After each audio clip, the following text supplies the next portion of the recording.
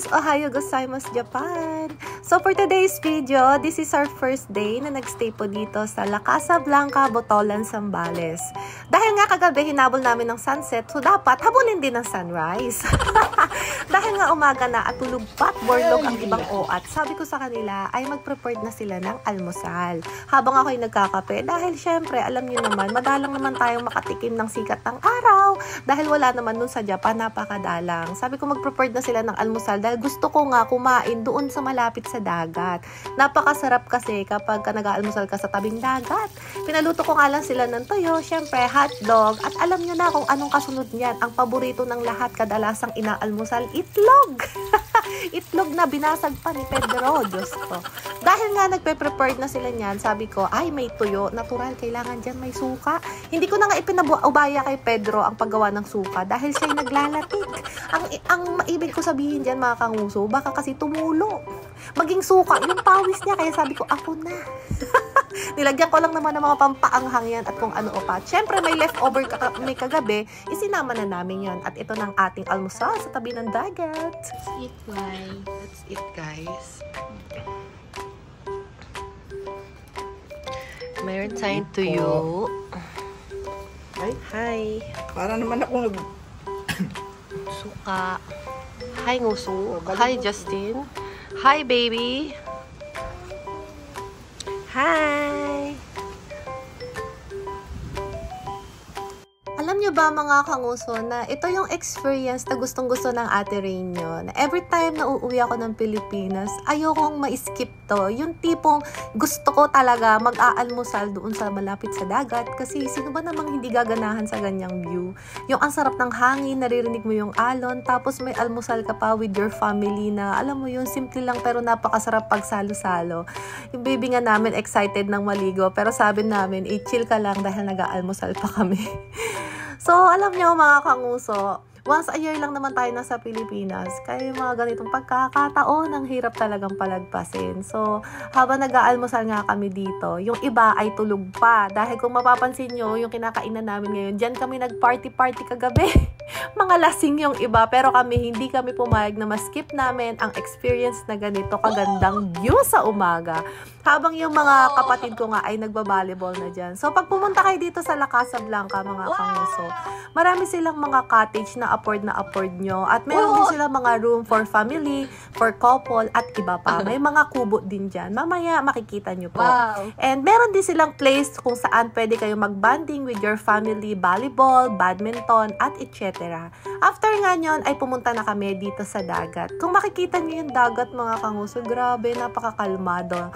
Maaga pa po kasi to, it's 7 AM in the morning after naming mag-almusal. So talagang vitamin C siya. Tsaka maganda yung araw pag hindi pa siya ganun kasakit. Kaya sinamantala na namin yan kasi kung maliligo ka nga naman ng late na, ay Diyos ko, napakasakit na sa balat. So enjoy nyo po yung mga alon, may enjoy mo yung view, may enjoy mo yung fresh air. Wala kang masasabi pag nandito ka. Tignan nyo po yung view. Diyos ko, napakaganda. Yung baby nga namin enjoy na enjoy. At sabi ko nga, habang maaga pa at hindi pa masakit sa balat, let's get it on! At maliligo kami dito.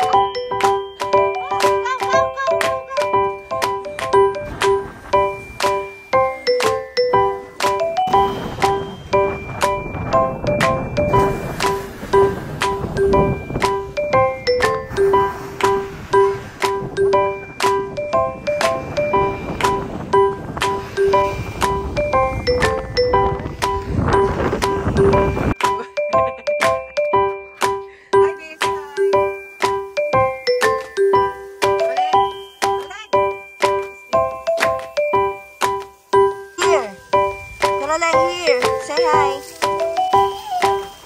Iba na? Ikaw ba yan? So, luto na po siya. Ang chef namin for today. Hi! Hi. What's that, chef? Ano na yan? Asa si Bebe? Ano yung sinundo? Ito. Tatalkit yan.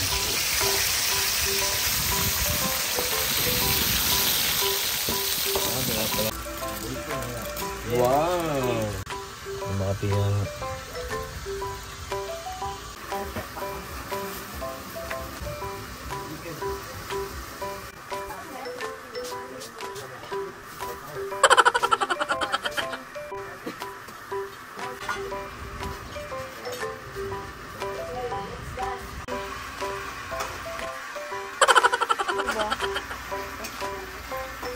Ano siya?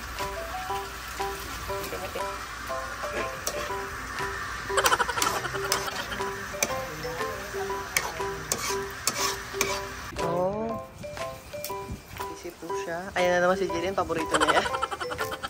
Paborito ng iyo-iyo. Yo! Ito naman si Ebeb. Makain siya. Hi, Bebe. Mangga pa lang at ang huli.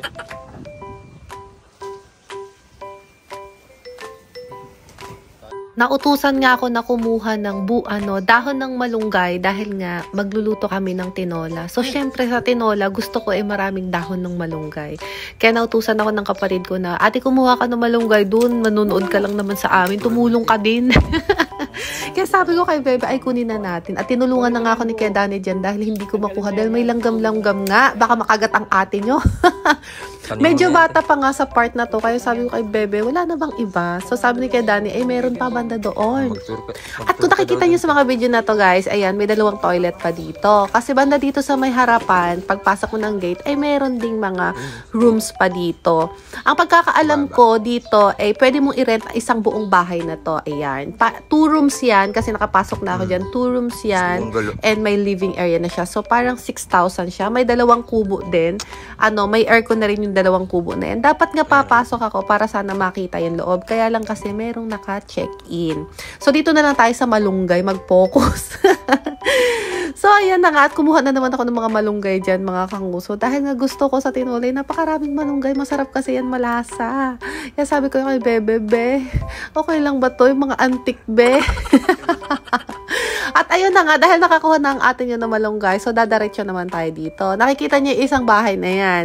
Ayan po ay parang kakasya dyan ng isang buong pamilya kasi napakaraming higaan dyan. Parang nasa 6 na double bed ang nandiyan dyan, mga kanguso. Ayan po. Pero hindi na rin natin papasukin kasi may tao. So, after nyan, ay dadaretso na rin tayo dito. O, diba? Habang nagchichismis ako, yung videographer ko, kung saan inilalagay yung camera. At pagchichismis, etong malaking bahay, yung taas po niyan ay pwede ring i-rent. So, depende sa inyo kung buong bahay nyo sa taas i-rent or per room lang. Pwede rin po. At syempre, dito po sa resort na to, dahil nga malayo ang mga tindahan, ay meron naman syempre tindahan dito sa Julieta. Ayun po, makikita nyo. Ang laman naman ng tindahan niya, ay syempre yung mga basic needs lang na ginagamit sa pagluluto, sa mga camping, etc.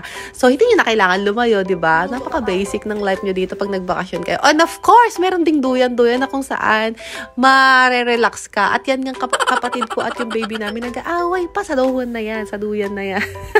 Nabubulol pa ako. Hayaan nyo at ako naman na nagkukwento. Kayo na ang mag-adjust sa pakikinig. Ang hirap din naman talaga mag-voice record. Kung anong biglang pasok sa video, yun lang din ang buka ng bibig ko. On the spot talaga. At ito na nga. Ayan na, dumating na ako. Tapos na ako manguha ng malunggay at ibinigay ko sa kapatid ko. Abay, sabi niya, bakit sa akin mo ibibigay yan? Kailangan bang ganyanin yan? Kailangan yan, himay-himayin mo.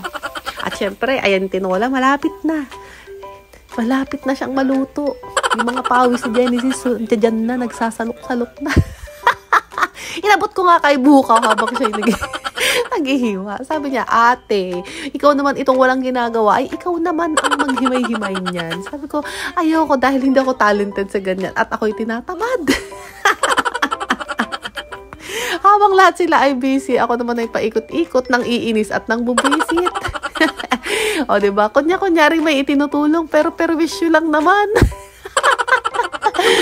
At itong mga to, nagchichismisan lang, pero pakinggan nyo naman. Ganyan talaga sila magkwentuhan.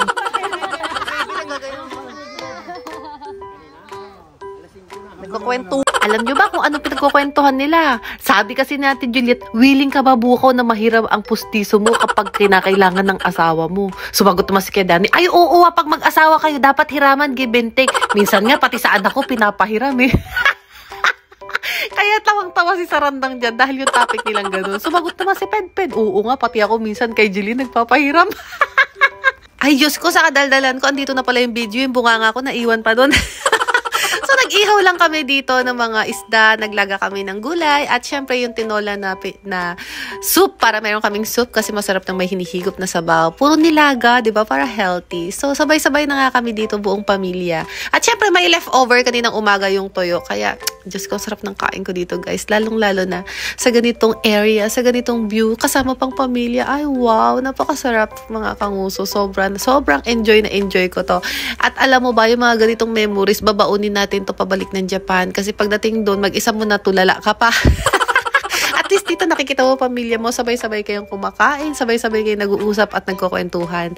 Alam nyo mga kanguso, pagkatapos namin kumain, mamaya nga, uuwi na rin kami. Kasi nga, may mga pasok na rin lahat kinabukasan. So actually, one day lang kami dito.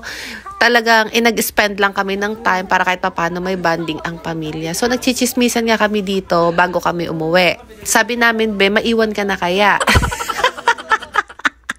Wala daw kasi siyang pamasahe. So, habang hinihintay namin ng lahat na nagpe-prepared, nagchichismisan kami muna dito ni Bukaw. Ayan nga sa Ate Juliet. Iniisip niya kung tama bang binayad ko sa kanya kasi baka malugi ng tindahan niya. Hirap kasi sa kwentahan yan, kaya lagi kong niloloko. Kailangan may calculator kami. Kinakantahan ko na nga lang siya. At ito na nga mga kanguso. Uwian na at syempre lahat ay kailangan ligpitin bago umalis para naman walang masabi sa amin. Para naman maganda. So thank you for watching and till my next vlog. Bye-bye!